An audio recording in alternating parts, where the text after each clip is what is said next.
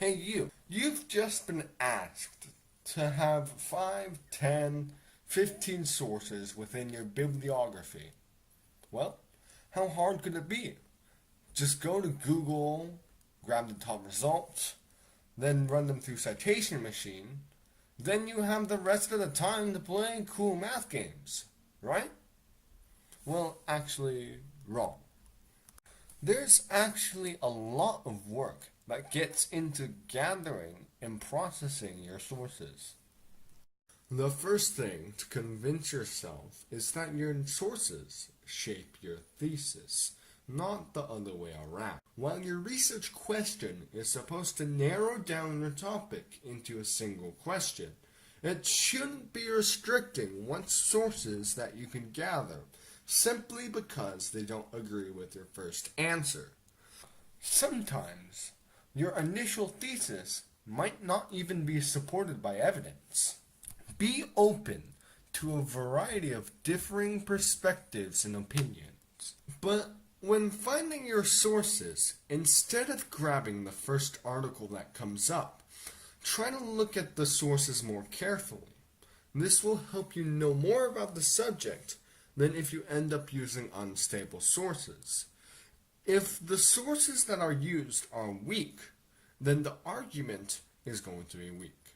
Since your argument is the basis of your essay and presentation, I would hope that you wouldn't want that. A good way to check whether you should use a source or not is to check the credentials.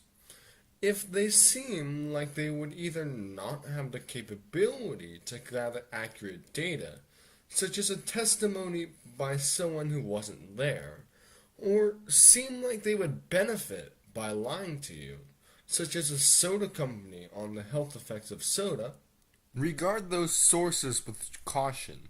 On the other hand, positive traits that you should look for in the source include whether they have good expertise, such as a journal that frequently publishes in the same field as your research question, or a reputable source, such as a publication that's known for accuracy. Another positive factor is minimal bias, meaning that they don't seem too much in support of one side. Sources with these traits are often more usable. You can cross-check these sources' credibility by using other websites. You may have noticed, hey, that's just Raven. Well, that's true. You can go more in depth about it because there's a PDF that the College Board made to the public, including some extra factors to look for when browsing websites.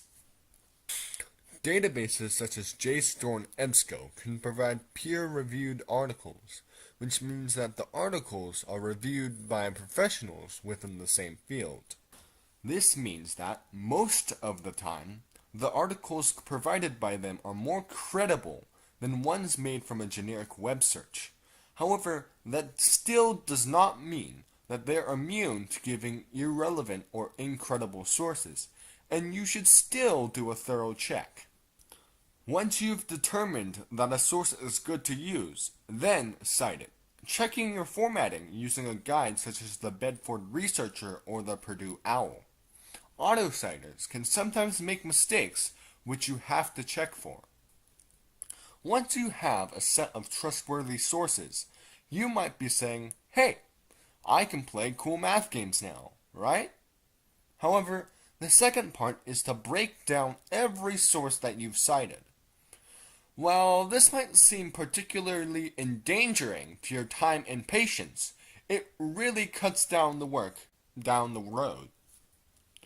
Mark up the article, highlighting the claims made and the evidence used to support it.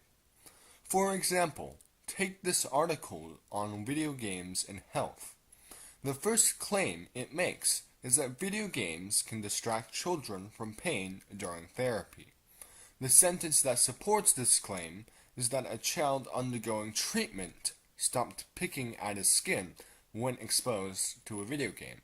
You should also look further into the claims and evidence to either validate and reinforce them or disprove them. This article makes that task easier by having its own citation page, but you can always change your own search terms to fit if there isn't one. In addition, any important evidence that you can extract and validate can determine which way your thesis should go. The more evidence you have on one side, the easier it will be to support that side. Of course, when you break down sources, this will help you remember what's useful about them and be able to use them quickly while building your argument. These skills will also come in handy making your claim and expanding your research in any research project, career, or school. In fact, it may help you to understand and digest critically articles such as news stories. If you're looking for the short term, however, it's useful for all aspects of the AP test, including the written exam.